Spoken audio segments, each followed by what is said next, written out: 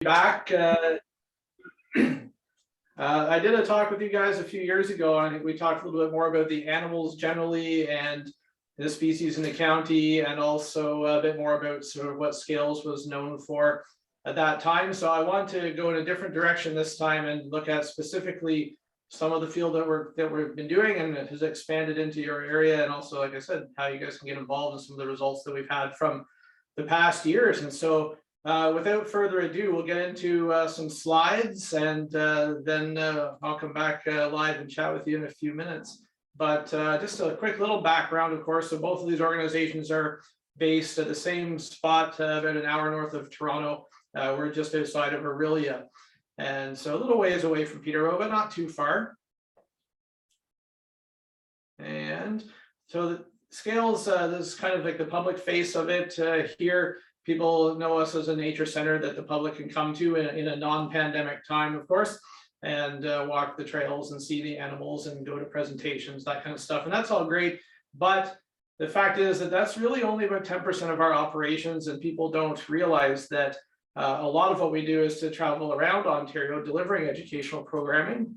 But even more so, at this point, about 80% of our operations are really boots on the ground kind of conservation efforts.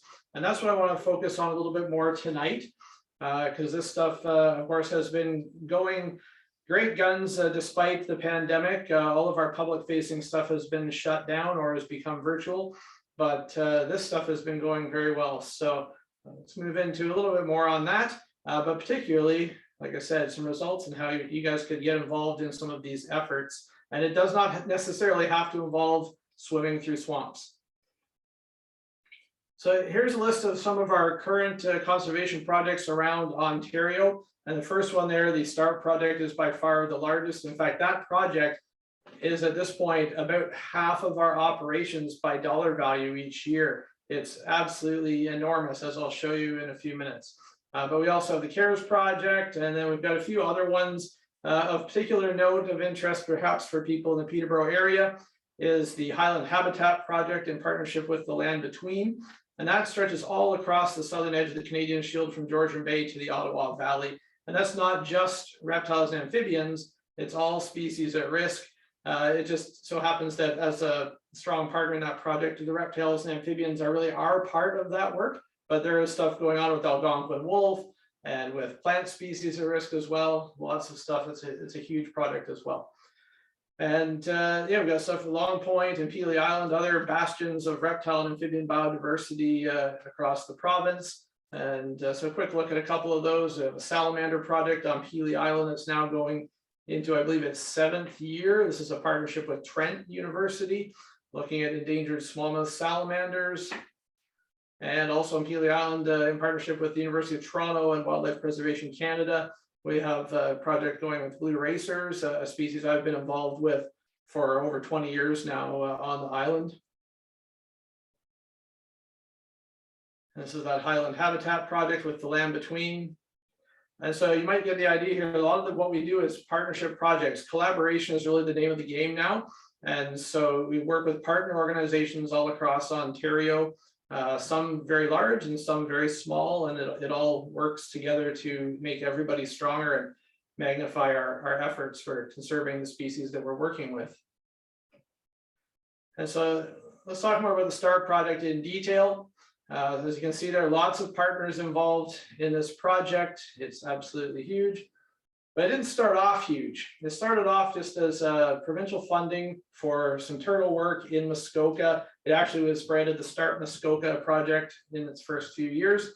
And you can see there outlined in the 2 yellow polygons, that's where we were working back in 2013 when the project launched. And it was like 4 technicians for the summer going out and catching stuff, and me telling them what to do. And there was some particular reasons why we launched the project there. It wasn't just happenstance. For one thing, of course, our nature center is located just a little south of there, and we had intended to work in the area in between the center and that project area, but that funding didn't come through. Only the parts from Muskoka came through. So, but beyond that, the reason we wanted to work in that area is that historically, turtle conservation stuff, turtle research has happened in Algonquin Park and on the Georgian Bay coastline. You can see those 2 areas outlined as well. Now, Algonquin Park is a blue circle because it's climatically colder than the area that we're talking about in Muskoka and all across the southern edge of the Canadian Shield in that area that's often referred to as the land between. Algonquin Park has 50 years of turtle research ongoing. It's really awesome work, but the scenario there is different from the southern edge of the Canadian Shield. Like I said, it's colder. It's also a giant protected area with very few roads, except for a couple of obvious ones like Highway 60. And the fact is that turtles there don't have as many threats as they do outside of the park. And then when you look at the Georgian Bay coastline, in some ways it's very similar. Again, it's a vast area that's largely roadless and has very few people and very few threats. But at the same time, it's the opposite. It's actually climatically warmer, more moderated climate than Algonquin Park or even the rest of the southern edge of the Canadian Shield. So if we take data from those areas and extrapolate from a management point of view, we may be making the wrong decisions because we're using data that's not really accurate for Muskoka and Peterborough County and Kingston, those areas. So we wanted to see what was going on with turtles in an area that was more representative, and this was an opportunity to do that. And we focused particularly on the Blandings turtle and the spotted turtle. And there's some reasons for that. But before we get to some of those reasons, I want to show you some turtle friends. So here we have a Blandings turtle. This is Mrs. B, live and direct from our nature center. And you can see a couple of noticeable features about Blandings turtles that are an easy giveaway as far as identifying the species. And the number one is the bright yellow chin that it's got. That bright yellow chin is a dead giveaway that you're looking at a Blandings turtle. No other species in Ontario has anything quite like that. And the other thing that's really noticeable is the high dome-like shell. It's a very rounded shell, quite pronounced, and you can even tell from a distance, especially if it's on a road, the side of a road you're driving along, you see the silhouette of the turtle. Just from that shape, you might know that it's a Blandings turtle that you're seeing. So very easy to identify this turtle species, and it's important to be able to do that, and I'll show you why in a few minutes. I want to also call your attention to one other feature, and that is the plastron. That's the lower part of the shell of the turtle. So on the Blandings turtle, the plastron is this sort of yellowy beige and also black with patterning. And that patterning is unique to the individual. And so it's like a fingerprint, and we can actually identify the individual turtles that we capture across the region by that pattern. In fact, we've been working on automating that process in partnership with McMaster University. We have a paper that actually is being published right now that basically we can take a picture of this. Imagine sort of being out in the field and take a picture with your phone and scan it through the database, and it comes back and tells you that you've caught either Betty or Veronica, and it lets you choose which one is the closest match, which is a pretty awesome thing. Of course, right now it only works in the lab. We don't actually have it working in the field yet, but we hope that that will come in the next phase. So when we get into things that you can do to help later on, in case I forget it in the future, one thing you can do is to take a photo of the plastron of any of these turtles that you find and send it to us, and it will know if you've caught one of the ones that we've caught somewhere else before, which is kind of useful. And then the other species we want to mention here is the spotted turtle. Now, the spotted turtle is a lot smaller. This one is young. It could get to be bigger, but the fact is they don't generally get bigger than about the palm of your hand. And they're very, very dark. And the shell is a more normal turtle shape, that kind of basic, relatively flat, like a painted turtle shape, as opposed to that pronounced dome shape of the Blandings turtle. And the obvious identification feature of this one, of course, is the yellow polka dots that are on its shell. And those yellow polka dots are the giveaway that you're looking at a spotted turtle, although you're less likely to find them because this species is endangered provincially, unlike the Blandings turtle, which is threatened. The spotted turtles are real homebodies. They don't venture too far from their little bogs that they tend to live in. They usually are in small bogs and fens and places like that. So those are the species we primarily work with, but we do work with snapping turtles, painted turtles, map turtles, and musk turtles. Basically, any of the turtles that we might find in the region, we're out there trying to do these things. It's, from my perspective, not useful to only work with the endangered species. There's a couple of challenges there. For one, we want to make sure that the more common species don't decline like the endangered ones have, but also if you work only with endangered species, you can't tell very many people about what you're doing, and you can't involve volunteers in it because it's so sensitive to work with the endangered species. But because we work with all turtle species, I can take volunteers out to one of our sites, which probably won't have spotted turtles at, but they can at least get involved and learn and help catch snapping turtles if they want to and that sort of thing. And we don't have to be as secretive about the work that we're doing, which I think is a really useful thing.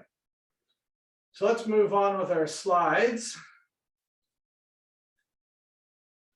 This is one of the reasons why we chose to work with Blanding's turtles, and starting in 2013. That's when habitat protection under the Endangered Species Act kicked in for Blanding's turtles. And so the way it works for Blanding's turtles, if you look at that circle on the screen, there's a Blanding's turtle observation right in the center of that circle, little dot. And so once that little dot gets put on the map and that data goes to the provincial government, there's a 2 kilometer radius circle that's 4 kilometers diameter drawn around that dot. And then any of the wetland habitat within that circle, plus a 250 meter terrestrial buffer around that wetland habitat, receives legal protection under the Endangered Species Act. And you can see in that photo, in an environment like the southern edge of the Canadian Shield, where there's a lot of continuous habitat and a lot of wetlands, that leads to quite a bit of habitat protection. Now, this protection is not absolute. It doesn't mean no one can build a cottage or anything like that. But what it does mean is that anything that's going to happen in terms of land use change should take into account the needs of Blanding's turtles. So for example, don't fill in the wetland to build a cottage, but if you're going to build it up on the rock, that's probably just fine. Or if your driveway is going to cross a wetland, you might have to put in some features to help keep Blanding's turtles off of the driveway if that's warranted, which it may or may not be. So this is a powerful thing, and it's one of the reasons, again, why I would encourage people to make a note of any Blanding's turtles that you might see. Partly because if that dot's not on the map, the habitat protection doesn't exist, even though it might be great habitat and there may well be Blanding's turtles there. Somebody has to actually report the observation, put the dot on the map in order to trigger that protection. So like I said, the project grew quite rapidly and is much larger. And so after 5 years, we had grown to incorporate that yellow or orange area, orange, no, that's green, green boundary there, showing the extent of the project in 2018. And it actually kind of ebbed and flowed. We actually did the whole Lake Simcoe watershed all the way down to the Newmarket and Sutton area that says side of Lake Simcoe in 2016, just because we got funding to do that. And then we pulled back again when that funding was no longer available. So it certainly grew back and forth along the way over those years. And so by 2018, we had a lot of people involved in this project, no longer just a team of 4, but teams more in the size of 20 to 30 people. And if you have that many people involved, you've got to train them to all be able to do everything in the right ways and comply with permits and make sure that the data is standardized and that kind of stuff. And so we launched this program called Turtle Boot Camp, which is basically a training program for our staff and for volunteers. And it looks like boring classroom stuff there, but that's basically just the first day. And then we get them out in the field and they're out developing these skills under the training of our more senior staff, that sort of thing. Learning how to catch turtles and weigh them and take blood samples and whatever it might be that they need to do. And they're quite successful at it. This is the early spring when it's the best time to catch turtles. If you really want to survey for turtles, go out in the first few weeks of May when the water's cold and the sun is shining and the turtles will be sitting on a log or something en masse. That is a good way to be able to find them. Now, of course, if you actually want to catch them, you usually have to get in the water and swim, hence all the wetsuits we're wearing. But if you're not interested in catching them, which generally you shouldn't be, binoculars are just as good to be able to say, hey, there's a Blanding's turtle on the log.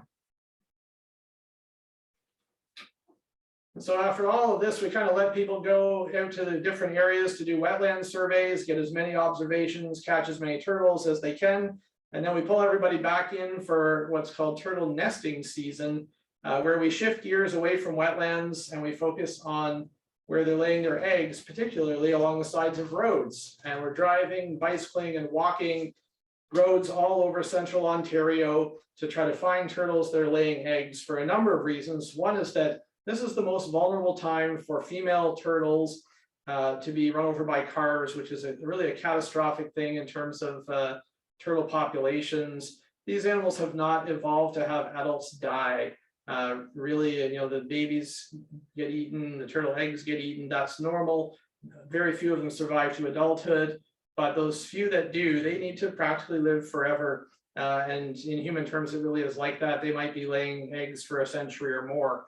And that's really critical if we want populations to stay stable. And that isn't what's been happening. Unfortunately, all of our turtle populations have been declining in southern Ontario, and it's happening around the world as well. Turtles are the most at-risk group of animals, of vertebrate animals worldwide, and that's true for Canada as well. So one of the things we're doing in nesting season is actually excavating the turtle eggs. We used to displace the nest cages. There's two different nest cage styles shown in this image. And we put lots of those out on the sides of roads. And lots of organizations do this around the province, and it's a great thing in my opinion.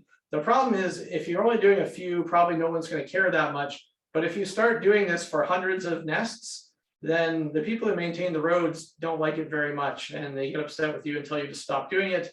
And after a number of discussions back and forth with people up in Muskoka, what we came up with was that we would simply shift gears to excavating the eggs and removing them from those areas in most cases, because we could not put a protective cage over it. This is something that we had started doing already. Every now and then we had a turtle that would lay their eggs right in the middle of a gravel road, and we obviously couldn't cage it, so we would just take them up and incubate them. But then we switched to doing this en masse. And so when I say en masse, there's our incubator, and we haven't ever filled it to capacity yet, but as the project scales up, maybe that'll happen someday. This year alone, we were over 20,000 eggs. That's combined with the Land Between. This is one of our project partners. They actually are now incubating in Haliburton as well, as satellite setup that we created for them there.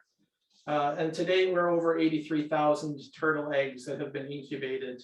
And that's an awful lot of hatchlings going back into the wild. Every box is labeled, there's GPS points for them all. They all go back to the same spot that the female laid them. No, we don't release them right on the side of the road, but we put them into the nearest body of water with suitable habitat. That's usually within 100 meters or so. There's some turtle hatchlings. Everybody loves turtle hatchlings. So let's talk about some results. Now to refresh your memory as to what we actually do with the C.A.R.E project.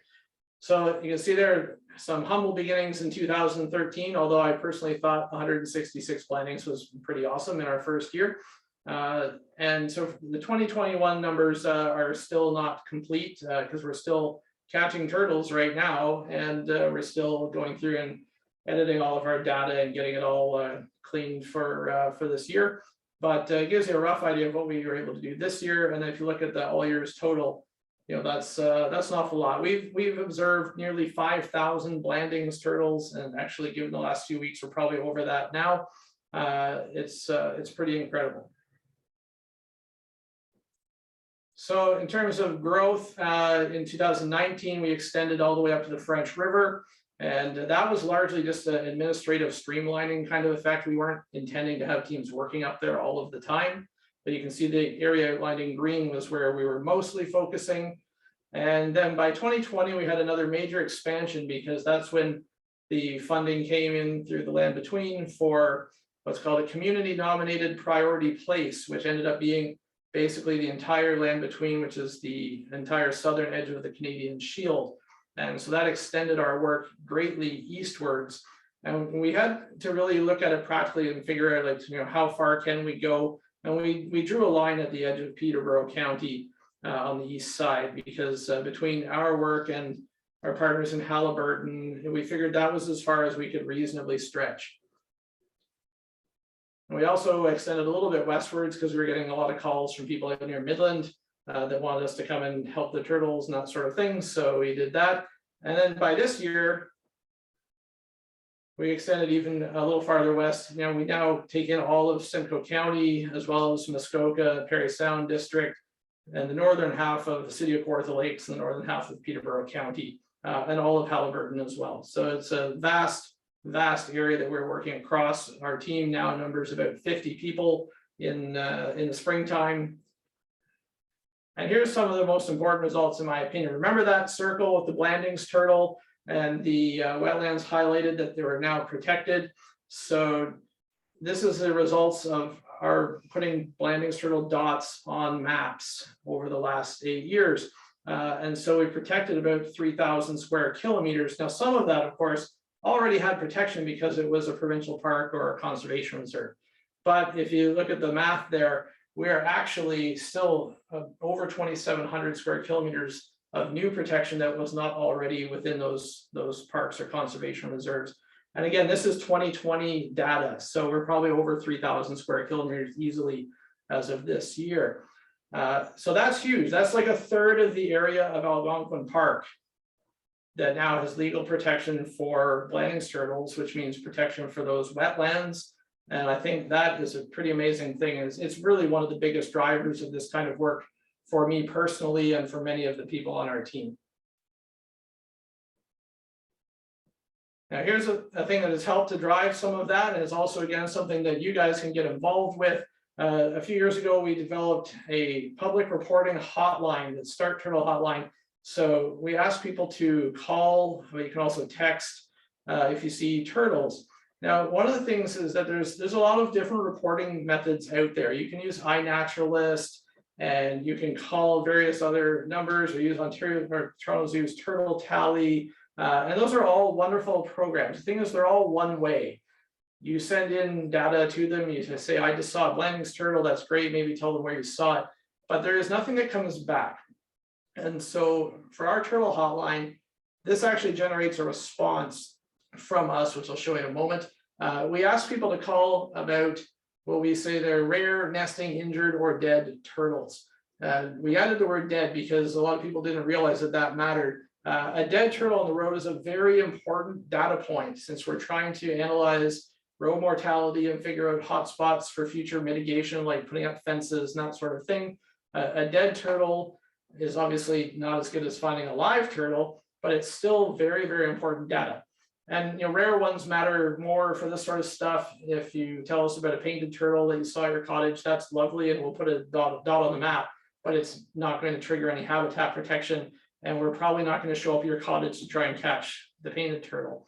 However, we will show up at your place if you call us about a Blandings turtle or a spotted turtle. And sometimes, depending on the day, if we're a snapping turtle or even a painted turtle, this hotline has gotten us into an awful lot of people's backyards and construction sites and that sort of thing, which we otherwise wouldn't have had access to. People often invite us to go out and survey in the pond in their backyard. Of course, when we get to their house and we catch the turtle, their kids get to name the turtle, which is often pretty fun. And we mark it so we know if it's the same one again next year or not.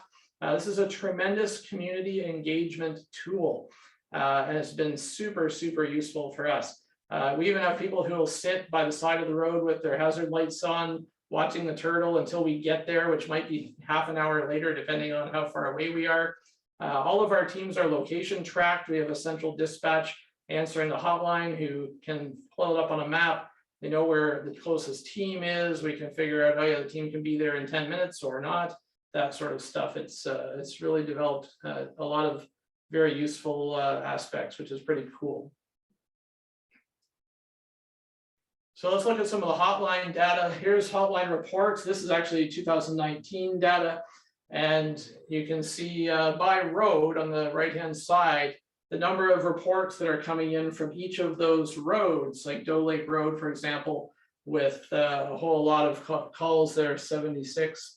And so interestingly enough, the top five of the six rather top roads had one of those report turtles signs on it, which tells us it's not necessarily just the person who lives there, or the person who we handed out a card to the other night, although those people often do call us. People are seeing the signs and they are calling us because of that, which is pretty great. But I'll also draw your attention to Switch Road in the number 2 spot there. That road is a very short road. It's only 4 kilometers long, and yet it had an amazing number of calls. And that's because one of our advanced community volunteers lives on that road. So let's talk about that. Oh, before we get there though, there's a little graph showing hotline calls for Blanding's turtles along the bottom there. That's how many hotline calls we had with Blanding's turtles, and then also how many Blanding's turtle observations we had for the year. So it's contributing a fairly significant number. And what's even better is that it's often contributing them in new areas as opposed to our core sites where we're going back and recapturing the same turtles year after year, which helps us to estimate population size. That's also useful, but not going to add any more habitat protection if we're back at those same sites. So here's that community volunteer training I was just talking about. So this was something we put out a few years ago, based on the fact that a lot of people wanted to get more involved in what we were doing. In fact, we even had some members of the public sort of going farther than they were legally allowed to do because they really wanted to help. And we might tell them, no, you're not allowed to do that. And then they'd go ahead and do it and tell us later. And that's not necessarily the best, especially if they aren't trained to do it. And so we discussed this with the provincial government and got to go ahead to train more people. And then we actually can list those people on our permits, so they're legally empowered to do some of these things. So that means not just picking up a turtle and moving it off the road, but picking up a turtle and collecting data, like taking a measurement or plastron photos or transporting the turtle. If our team is a 10-minute drive away, but they're in the middle of processing multiple turtles already, well, that community volunteer could pick up the turtle and drive it over to where our team is and hand it off to them along with the coordinates so we know where it came from, and then our team can process it, take it back and release it. We've even had people drive the turtles directly to our center. If all of our teams were jammed up on a busy night, people drive it to the center so the dispatcher could process the turtle, and then the people waited and then took it back and let it go back in their yard again. So this is a useful thing for sure. So this is a virtual program now. I presumably will go back to doing it live sometime after the pandemic dies off. But for now, it's Zoom workshops, which are easily scheduled. If anybody's interested in getting involved with this sort of stuff, it's about 3 hours to do the basic training. And then we do have a second level, what we call the advanced version. This is by invitation only because it does add a lot of extra stuff, like actually being legally allowed to dig up the turtle eggs and that sort of thing. And so this year alone, we had 33 volunteers at the basic level, 8 of which went on to do the advanced level. And so those people do a wide range of tasks and potentially even respond to hotline calls. If we get a call that's just down the street on Switch Road, we can call the volunteer who lives there because she can get there faster than us if our team is farther away. So it's really been a very great thing. So this program, of course, now extends all the way across to Peterborough County, but it also ties in with the larger Turtle Guardians program that we're a partner with. The Turtle Guardians is run mostly by the Land Between, and it has 5 levels. And so our advanced training under the C.A.R.E.S project corresponds with level 4 for Turtle Guardians. If anybody's involved with that program, you can get your level 4 badge by doing the 3-hour workshop with us. So send us an email if you're interested in getting on the list for that training. It's free, it's available, and hopefully of interest to some of you. Let's talk about road mortality. So, of course, one of the big reasons for people to get involved in any of these things is because they want to help turtle populations and slow or reverse turtle population declines, and potentially help individual turtles that need our assistance. And the fact is that being hit by C.A.R.E.S is the single greatest threat to turtles and their populations in our region. And so anything we can do to help out with that is useful. You may be aware of mitigation efforts like turtle tunnels or eco passages, as they're more properly called in some cases. If you want to really scare engineers who are involved with roads, you can use the term eco passage. But if you want to be easy on them, talk about culverts, because culverts are put in everywhere for water drainage, and eco passages just sounds kind of scary and expensive. And so culverts are great, turtle tunnels, whatever you want to call them, it's all great. And fencing to keep turtles off of roads is also great. The problem is all of that stuff costs a lot of money, and there's not a lot of funding to put it into place. It's not always easy to do because you can't fence across people's driveways or the railway tracks that cross the road or anything like that. And so you have places where turtles can get around the fencing and get out onto the road despite your best efforts. So there's some real challenges there in a lot of ways. I'm not saying that it's not good stuff. Wherever we can do that kind of mitigation, that is absolutely the gold standard and we should be doing it. But we can't wait for all of that stuff, and maybe we don't need to in some of the places where we're finding turtles getting hit by cars. So what we set out to do with the C.A.R.E project is to actively patrol roads, especially areas where we know there are concentrations of turtles using the roads, nesting on the sides of roads, that sort of stuff. And we're out there looking for turtles or going out to where somebody called us on the hotline to see if there was a turtle present. And what we're trying to do is simply prevent turtles from being hit. So this might take the form of moving a turtle off the middle of the road or waiting with a turtle that's laying eggs until she's done and then watching her walk away and making sure she doesn't walk out on the road after she covers up her nest. Potentially it also helps to stop people from intentionally hitting the turtles if we're there in a high vis vest, kind of guarding them. That doesn't happen too frequently, but it does happen where people intentionally swerve to run over turtles. And so this hopefully can help to minimize that. And my theory with this, I'm going to show you some results, is that if we had enough staff or volunteers, enough eyes out on the roads to cover the roads effectively, that we would be able to reduce or even prevent turtles from being hit by cars. But it would take a phenomenal amount of people out there to achieve that. So the question is sort of what level of effort is required to reduce the road mortality significantly for these species. And so I'll show you some results for this. Now, of course, this is just for turtles. And it doesn't work very well for snakes because snakes don't tend to spend a lot of time on or near the road. They move across and keep going, whereas the female turtles during nesting season are very persistent around the roads. So there's a graph. This is just the first couple of years. And one of the things to keep in mind is that if you spend more time on the roads, then you're going to find more of everything, more alive and more dead turtles. And so in order to really try to get an idea of what was happening, we looked at the proportion of alive versus dead or injured turtles that we were finding. And so in 2013, you can see there it's about 50-50 in terms of what we were finding with live turtles or dead turtles. And then we had more people and more effort in 2014 and 2015, again, more people. And you can see what's happening. The proportion of alive turtles is going up and the proportion of dead turtles is going down. And so this is across all of the roads that we were driving on, regardless of their size or speed of traffic or anything else. And also keep in mind here that we're largely driving the same roads for those first 3 years. We're just driving them more often with more people. And so that looks great. And then everything goes haywire after that, because of course, we expanded geographically. Now we're driving a lot more roads. Some of them we drive only once or twice in the season. So we obviously find bits of dead turtles from a month ago and not as many dead ones or as many alive ones.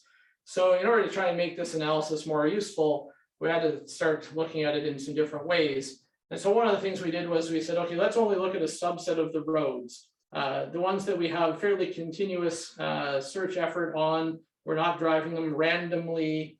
And so we looked at this subset of roads that we had enough years of data on, and we were able to categorize this, whether it was a low amount of search effort, which would mean for us that we were driving it at least once a week, but not like 4 times a day. Whereas a very high search effort for us could be 8 to 10 trips on that same road every day during turtle nesting season. And so here we also filtered the data somewhat for time of year. We're only looking at turtles during the active nesting season here because later in the season we're not driving as consistently, and that's going to throw off our analysis. And you can see what's happened here so far is that basically at the low end of the search effort, we still see that sort of 50-50 mix.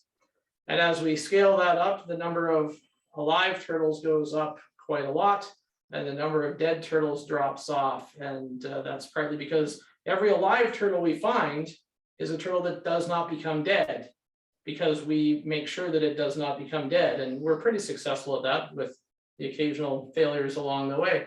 And so as we go from medium to high search effort, it doesn't change that much. And then it starts to increase again when we get up into the very high effort.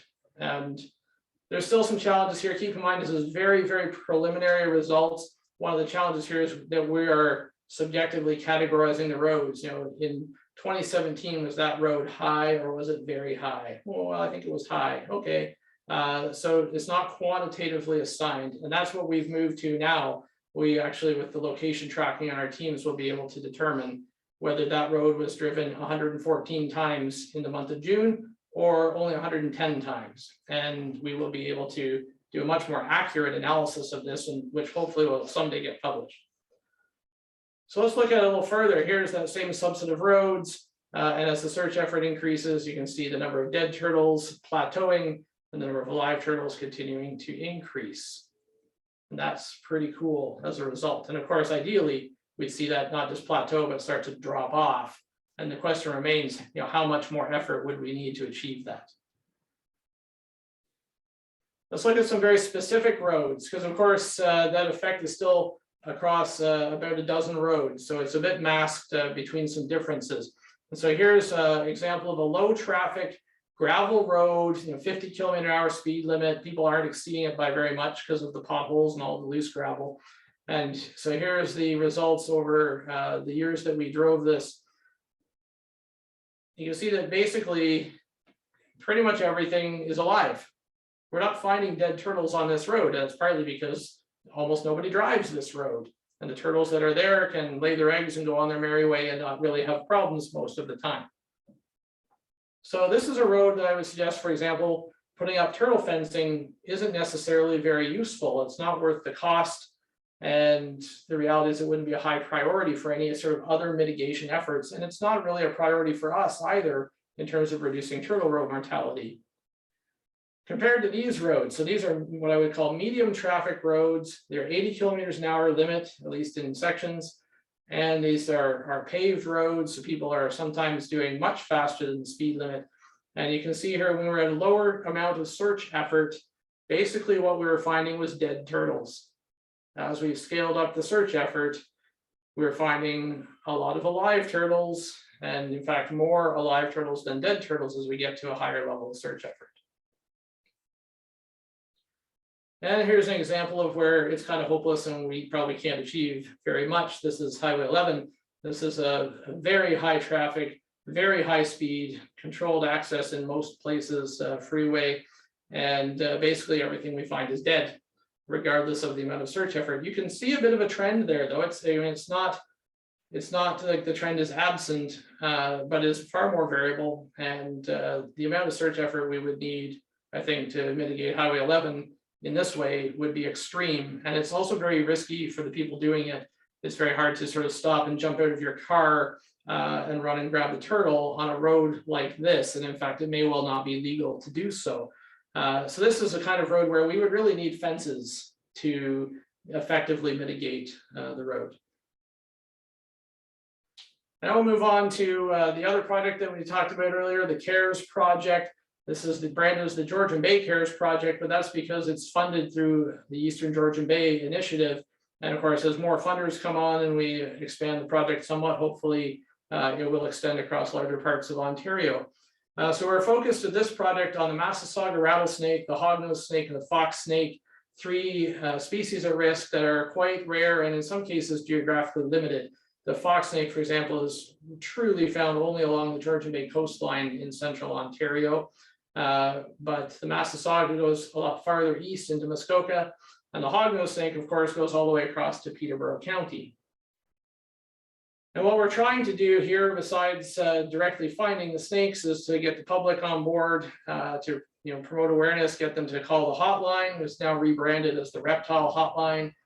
They can let us know if they see a rattlesnake, which also lets them explain their concerns about rattlesnakes, but also gives us the chance to diffuse some of those concerns and send a team to their house to catch the rattlesnake, and they can actually look at it up close. and often they want to name the snake, and then they become kind of more attached to it, and they're less likely to kill it, and that sort of thing. So it's a very useful approach from my perspective. We're particularly trying to get a better look at what's going on with the distribution of rattlesnakes and their populations. Of course, we're only 2 years in, so we can't say much about the populations yet, but that's what we're aiming to do in the long term. And of course, with hognose snakes, it's very difficult to find them. And so we don't go out searching intentionally for hognose snakes, but we do opportunistically do whatever we can with that species. And so that's another one where we really depend on the public a lot to let us know if they see a hognose snake, because there's a lot more eyes out there besides our teams. 50 people on the ground sounds like a lot until you spread them across such a large area of central Ontario. And there's a lot more members of the public out there. And so if people can call us, that's a very, very useful thing as far as putting dots on the map for hognose snakes, which also contributes to all that habitat protection. That's not just for Blanding's turtles. Hognose snakes, rattlesnakes, fox snakes, spotted turtles, they all contribute to that habitat protection under the Endangered Species Act. Here's what we got in the first year. We haven't finished analyzing all the 2021 numbers yet. And of course, we're still out surveying and catching more right now. We'll have teams in the field again tomorrow based on the weather forecast. But we did get almost 600 rattlesnakes last year in terms of what we were able to see and take a waypoint for, and we captured just over half of those, which is pretty awesome. You can see a photo there of our team processing one of the rattlesnakes. They've got it in a little clear tube, and they're currently probably counting scale rows on the snake, on its tail, which can help to tell you if it's a male versus a female. You can look at the numbers there though for hognose snakes. That gives an idea of how much harder it is to find hognose snakes. We found 13 despite an awful lot of person hours out in the field. They're very, very cryptic, and they're also at low densities across the landscape. There's no good spot you can go to for hognose snakes, and if you do find one, you can't go back the next day and find it again like you can with rattlesnakes. So like I said, please definitely let us know if you ever see any of those species out in Peterborough County, especially to the north. Lots of observations of other snakes generally, and this is a pretty awesome thing. We're able to confirm a whole lot of hibernation sites. With a map at the beginning of the project, we identified upwards of 70 potential hibernation sites, and we were able to confirm 22 of them in use by Massasaugas. Again, that's last year. We've added a bunch more this year, and we're still getting more of those as we speak. So this is great because that's where they do go back year after year, and we can go and try and count the same snakes again and again, monitor the populations. And we know that the population seems to be reasonably healthy if there's a good number of snakes using those hibernation sites.